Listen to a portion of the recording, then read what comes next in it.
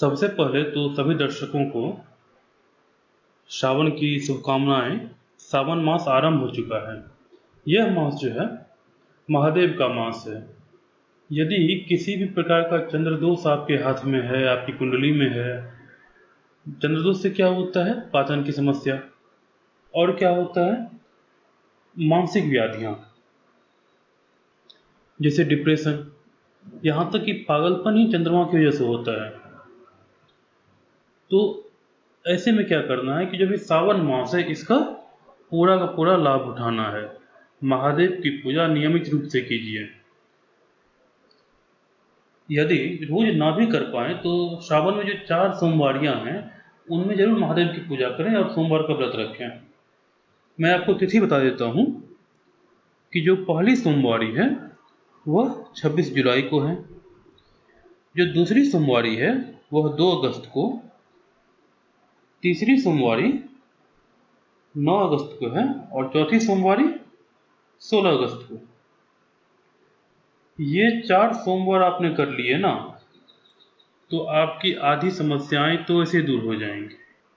आधी मैं क्या कहूँ, यह मानकर चलिए कि आपकी 90% समस्याएं खत्म।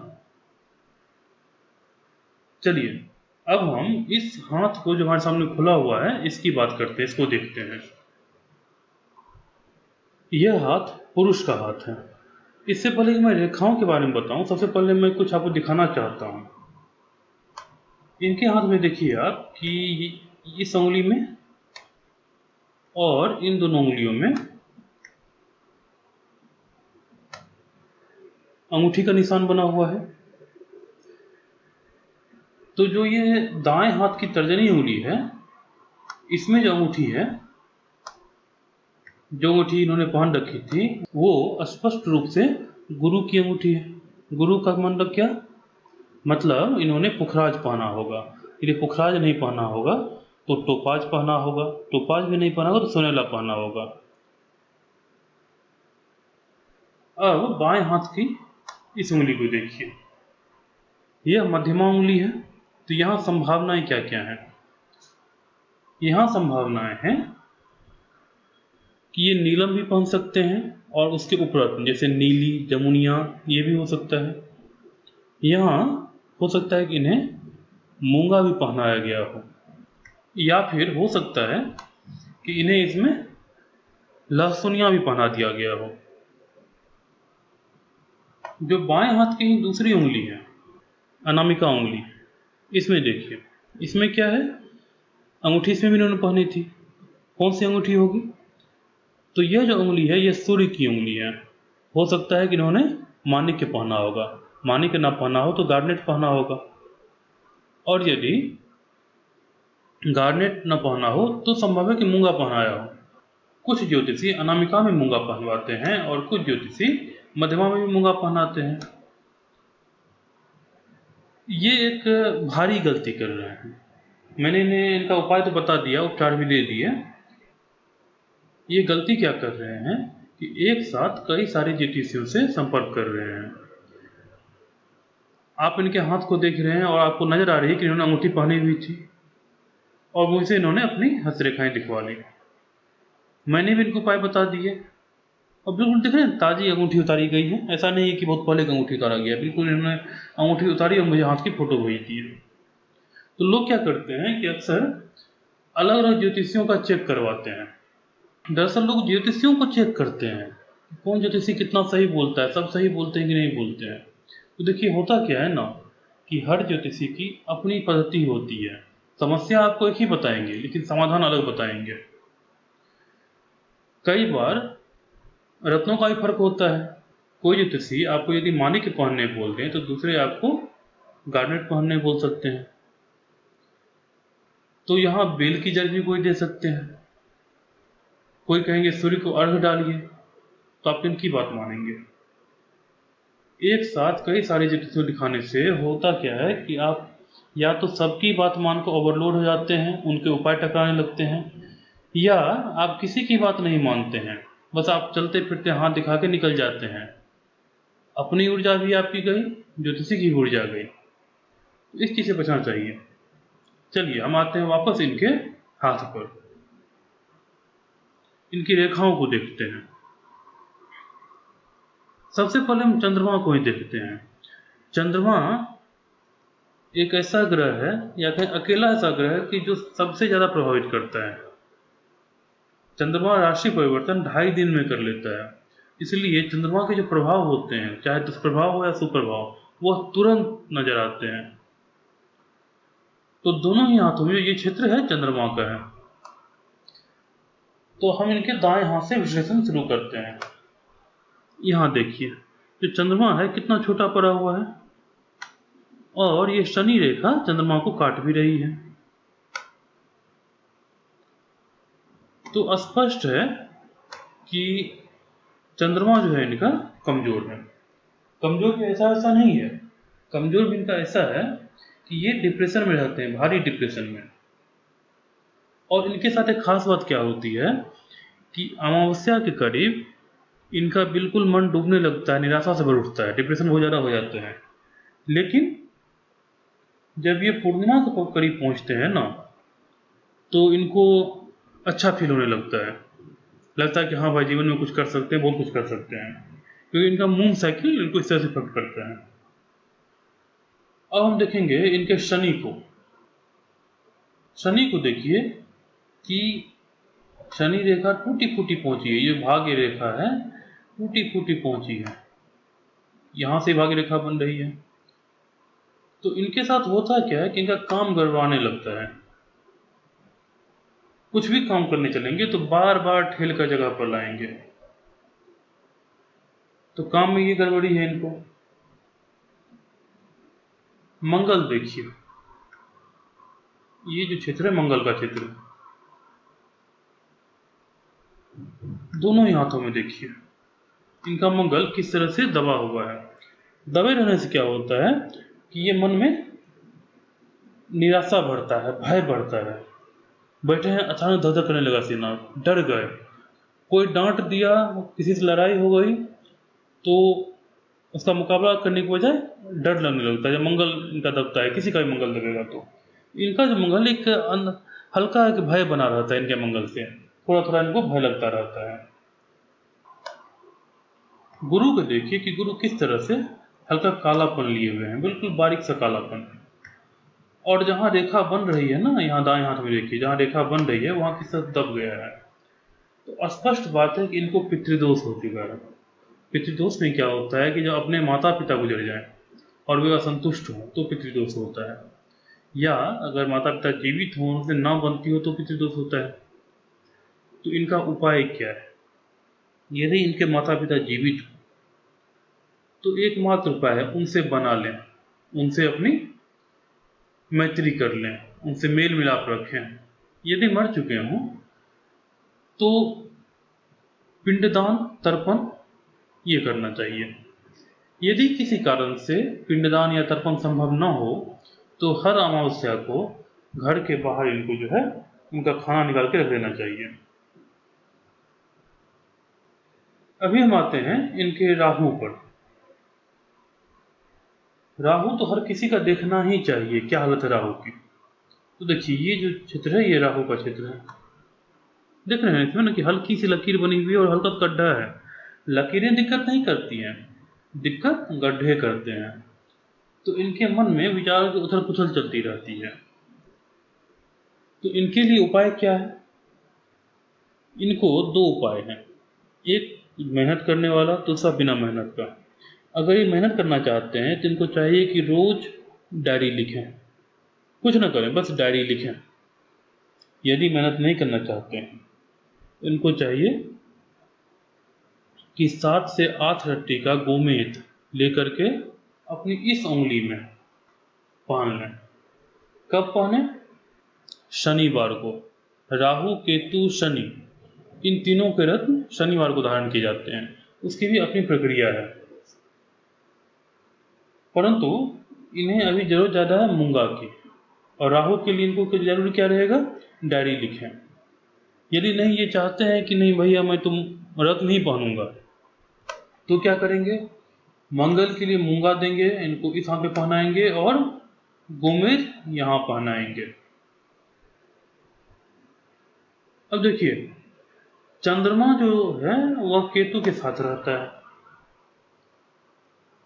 चंद्रमा जरा सा कमजोर हुआ, केतु धर दबोचेगा। यहाँ देखिए, यह केतु का क्षेत्र है और कैसे ये चंद्रमा की तरफ झुका हुआ है, यानी कि चंद्रमा जो है केतु के दबाव में है। तो आपने गौर किया होगा कि मैंने बोला कि इन्हें चंद्रमा का दोष है, लेकिन मैंने यह नहीं कहा कि इनको मोती या मूनस्टोन पहनाएंगे। क्यों नहीं कहा? क्योंकि इनके डिप्रेशन को दूर करने के लिए मोती या मूनस्टोन से काम नहीं चलेगा। इन्हें पहनना होगा लहसुनिया। लहसुनिया कहाँ पहनेंगे? ये लहसुनिया पहनेंगे दाई अनामिका में। देखिए, सूर्य और चंद्र ये मित्र हैं। लोग क्या करते हैं कि मोती और लहसुनिया इस उंगली में पहनाते हैं। चंद्रमा और सूर्य मित्र ग्रह हैं, तो हम मोती को यहाँ पहना सकते हैं।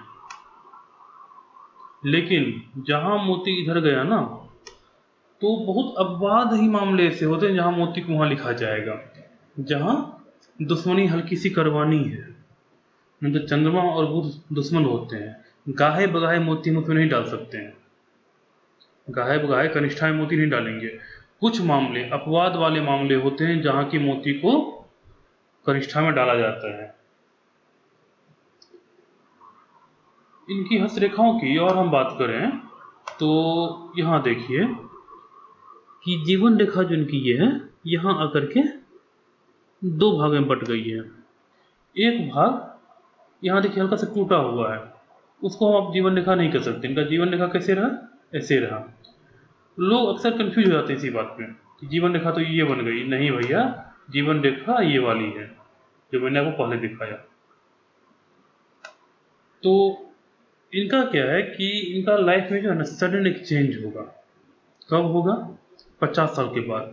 जिस लीक से चलते रहेंगे इनको भ्रम होगा कि अब उसी लीक में चलते रहेंगे, लेकिन अचानक से इनकी जिंदगी बदल जाएगी। तो वो जो है जीवन रेखा ये कहती है इनकी। शुक्र का जो ये पर्वत है कुछ ज्यादा ही उठा हुआ है। तो शुक्र के उठने से क्या होता है कि आदमी में आत्मविश्वास कूट कूट कर भरा जाता है और कुछ ओवर कॉन्फिडेंट हो जाते हैं और यही खराबी करने लगता है। देखिए, अति सर्वत्र वर्जयेत। जो पानी जो निर्दोष चीज है ना, अगर वो भी आप किसी को बहुत ज्यादा पिला दीजिएगा वो भी खराबी कर जाएगा। तो अति से हमेशा बचना चाहिए। लोग यही करते हैं, यही गलती करते हैं। लोग क्या करते हैं? अति करते हैं। और आत्मविश्वास अगर अति बढ़ जाएगा तो वो आपके काम बिगाड़ने लगेगा। इनका शुक्र भी गड़बड़ है, तो इसको कम कैसे करेंगे? हालांकि एक बार में नहीं होगा, ये उपाय इनको अगली बार में बताऊंगा। शुक्र को कमजोर करना होगा। इनको कैसे कमजोर करेंगे? इनको हीरा पहना देंगे, लेकिन हीरा तो ये पहन नहीं पाएंगे क्योंकि इनका बुध भी कमजोर चल रहा है। तो उस केस में क्या करेंगे? इनको स्फटिक देंगे जो हीरे के बराबर ही प्रभावशाली होगा। देखिए, हीरा हजारों में आता है और स्फटिक जो आता है वो मुश्किल से 100-150 रुपये रखती है। मतलब एक अगर आपको नॉर्मल स्फटिक पहनना हो तो 1000 से 1500 में आपको स्फटिक मिल जाएगा। अंगूठी बनवाते बनवाते 2000 रुपये में काम निपट गया। हीरा तो यहाँ शुरू ही होता है, रत्ती। बात करते हैं सूर्य की। देखिए, ये जो क्षेत्र है सूर्य का है। दो रेखाएं हैं लेकिन धूमिल हैं। इसका मतलब ये है कि अपने कैरियर पे फोकस नहीं हो पा रहे हैं, पढ़ाई पे फोकस नहीं हो पा रहे हैं। क्यों नहीं हो पा रहे हैं? क्योंकि इनका चंद्रमा खराब है। चंद्रमा और सूर्य मित्र है, मैंने जैसा कहा। तो एक गड़बड़ाएगा दूसरा भी गड़बड़ाएगा, और साथ में राहु भी थोड़ा परेशान कर रहा है। तो इनको क्या करना होगा कि सुबह जल्दी उठना होगा, पढ़ाई पे ध्यान देना होगा, सूर्य को अर्घ्य देना होगा। अगर वो नहीं करेंगे तो इनको मानी के पहना देंगे। और एक साथ बहुत ज्यादा रत्न नहीं पहना सकते हैं, और एक साथ कई सारे उपाय भी नहीं होंगे। स्टेप बाय स्टेप एक एक कर होगा। इनका एक प्रश्न था कि पत्नी के बारे में बताएं और कुछ जान सके तो। देखिए, जो बायां हाथ होता है ना, ये बहुत रहस्यमयी होता है। ये पत्नी के बारे में, पिता के बारे में, पुत्र के बारे में, भाई के बारे में, समझिए तो परिवार के बारे में बताता है ये। तो मैंने इनका बायां हाथ देखा और आपको मैं अंतर दिखाता हूँ। देखिए, इनका जो दायां हाथ है ना, इसमें चंद्रमा छोटा है, लेकिन बाएं हाथ में चंद्रमा काफी बड़ा है। ये अमावस्या के आसपास खुद डिप्रेशन में जाते हैं, लेकिन इतनी पत्नी पूर्णिमा के आसपास उन्माद में आने लगती है। काफी झगड़ा चीर, कुछ बोलिए तो झड़क के जवाब देगी। और अभी आज गुरु पूर्णिमा है, जब मैं ये वीडियो बना रहा हूँ, तो इनकी पत्नी अभी काफी झगड़े के मूड में होगी और ये काफी परेशान होंगे इस चीज से, यार कितना झगड़ा होता है घर में। उसके बाद इनकी पत्नी का भी देखिए केतु गड़बड़ चल रहा है, इसमें भी कालापन आ रहा है, यहाँ देखिए। तो पत्नी को जो है ना, ये होता है रात में अकेले में भय लगता है, चौंक चौंक कर नींद खुलता होगा। कभी कभी ऐसा एहसास होता है ना कि आप कहीं जा रहे हैं तो कोई आपके पीछे है, वही एहसास इनकी पत्नी को होता है। मंगल इनकी पत्नी का कमजोर है, तो जाहिर सी बात है खून की कमी हो गई देह में। साथ में बुध दोनों के ही कमजोर है, पत्नी का बुध ज्यादा कमजोर है, तो धन हानि भी होगी, आमदनी के स्रोत रुक जाएंगे। पत्नी का सूर्य मिश्रित है, मिश्रित इस तरह से है कि पढ़ाई के मामले में शायद वो अच्छी रही है, लेकिन दिनचर्या उनकी खराब है, इस वजह से उनके सिर में दर्द भी होता होगा। पत्नी का राहु देखिए, ये एक्सेस मोबाइल यूज करती है। इनका जो काम होता है ना, काम के बीच में मोबाइल नहीं चलता है, मोबाइल के बीच में काम चलता है। तो इनके लिए उपाय क्या क्या बताने होंगे? सबसे पहली चीज, दिनचर्या सही करिए, मोबाइल कम से कम उपयोग कीजिए। दूसरी चीज, फिर डॉक्टर से जांच कराइए, रक्त जांच करवा करके टॉनिक दिलवाइए। उसके बाद गणेश जी की पूजा करनी होगी। यदि गणेश जी की पूजा ये नहीं करेंगी तो इन्हें पन्ना पहनना होगा, जो कि पूजा से थोड़ा कम प्रभावशाली होगा। पूजा हमेशा ज़्यादा प्रभावशाली होता है। साथ में जिनको भय की समस्या है, इसके लिए इनको एक विशेष रूप से ताबीज बनवाना होगा। हालांकि मेरे पास अभी सामान की उपलब्धता नहीं है, लेकिन अगर ये चाहेंगे तो उनका बना दिया जाएगा। भय का कारण क्या है कि इनके आगे पीछे कोई एक नकारात्मक शक्ति घूमने लगी है, जो इनको सोते जागते परेशान करती है। और मैं ताबीज के लिए भी इसलिए कह रहा हूँ क्योंकि ये फिर पूजा पाठ नहीं करेंगे, मैं इनको बताऊंगा तो। यदि पूजा पाठ कर लें तो कुछ नहीं करना है इनको, हनुमान चालीसा सुबह शाम पढ़ना है, संकट मोचन हनुमाष्टक पढ़ना है, और रात को सोते समय सिरहाने हनुमान चालीसा रख के सोना है, और साथ में बोलना है अतुलित बलधामम स्वर्ण शैलाभदेहम धनुजवन किसानुम ज्ञानी नाम अग्रगण्यम सकल गुण निधानम वानराणाम धीसम रघुपति प्रिय भक्तम वात जातम नमामि। बस हो गया, इनकी सारी समस्याएं खत्म। इनको बस इतना ही करना है, लेकिन ये करेंगी नहीं, इसलिए इनको ताबीज देना मजबूरी हो गई है। रत्न की बात करें तो इन्हें पन्ना दे सकते हैं या एक नीलम दे सकते हैं, दोनों में से कोई एक रत्न। तो ठीक है दर्शकों, हम आपसे फिर अगली वीडियो में मिलते हैं। यदि आपने हमारे चैनल को लाइक, सब्सक्राइब और शेयर नहीं किया हो तो जरूर कर दें।